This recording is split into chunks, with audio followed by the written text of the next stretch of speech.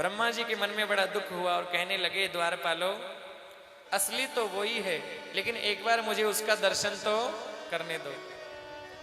द्वारपाल कहने लगे लो रुको, पूछ करके आते हैं। द्वारपाल गए भगवान के पास में और कहने लगे महाराज जी वो आया है। बोले कौन? बहरूपिया।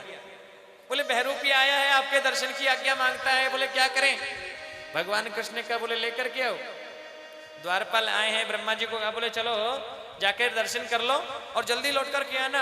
और कहते हैं ब्रह्मा जी जैसे ही दर्शन करने के लिए भगवान श्री कृष्ण के चरणों में सर झुकाया, भगवान वहां से अपने ग्वाल वालों को, बछड़ों को लेकर के अंतर ध्यान हो गए।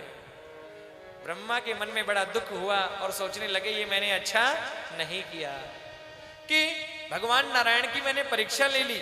मैंने सोचा ये बालक है, मैंने इनको बालक समझ करके परीक्षा ली, मैंने अच्छा नहीं किया कि ब्रह्मा मोह कियो पछतायो।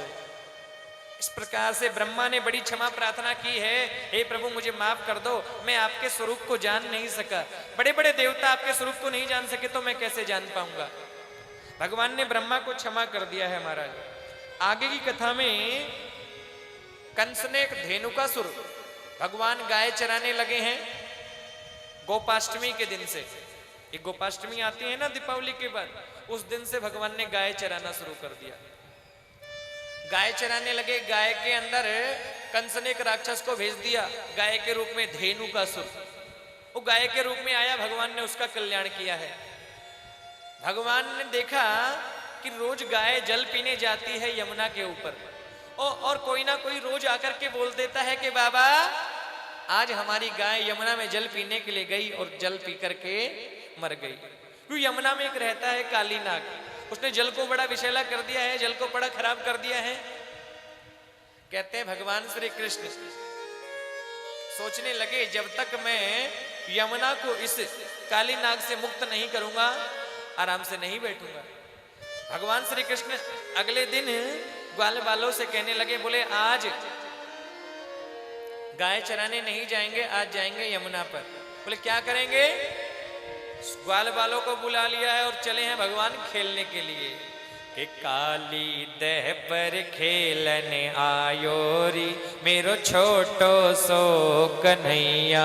काली दह पर खेलने आयो री मेरो छोटो सो कन्हैया। मेरो छोटो सो कन्हैया, मेरो वारो सो कन्हैया। मेरो छोटो सो कन्हैया, मेरो वारो सो कन्हैया।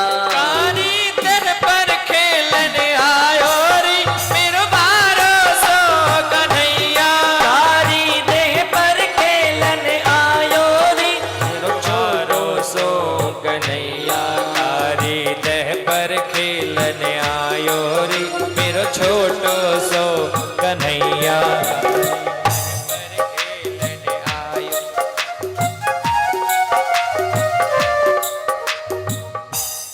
भगवान आए हैं खेलने के लिए, बैट गेंद खेल रहे हैं महाराज, और खेलते खेलते एक ऐसा शॉट लगाया कि गेंद चली गई यमुना में। ग्वाल वाल कहने लगा बोले भैया मुझे तो मेरी गेंद ला करके दे।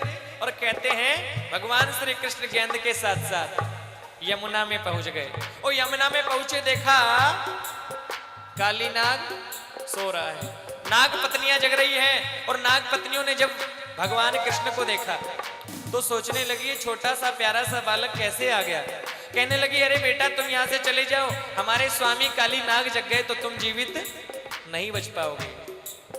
हो के तू लाला गेल भूल गयो, के तू लाला गेल्यो भूल गयो। के तू लाला रस तो भूल गयो। के तू लाला रस तो भूल के गयो। काऊ ने बहकायो रे मेरो छोटो सो कन्हैया।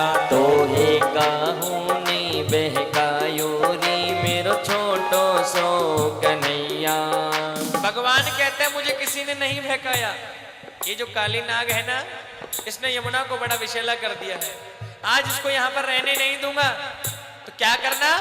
नागिन नाग उठाए दे जल्दी, नागिन नाग उठाए दे जल्दी, वाही के खातर आयो रे मैं छोटो सो कन्हैया। मैं तो वाही के खातिर आयो हूँ, मैं छोटो सो कन्हैया। महाराज ये बात कर ही रहे थे कि काली नाग की आंख खुल गई। जैसे भगवान कृष्ण को देखा फुकार करने लगा। महाराज भगवान कृष्ण को मारने के लिए कालिया नाग दौड़ा। भगवान कृष्ण उछल करके काली नाग के ऊपर चढ़ गए महाराज, और ऐसा नृत्य किया, ऐसा नृत्य किया कि मार मार के काली नाग की नस नस ढीली कर दी महाराज। अंत में लिखा है, ओ हुआ युद्ध दोनों में भारी, हुआ युद्ध दोनों में भारी, हुआ युद्ध दोनों में भारी, हुआ युद्ध दोनों में भारी। अंत में वो तो अंत में नाग हरायो रे छोटो सो कन्हैया। वो तो अंत में नाग हरायो री मेरो छोटो सो कन्हैया। दह पर खेलने आयो री मेरो छोटो सो कन्हैया। काली देह पर खेलने आयो रे मेरो छोटो सो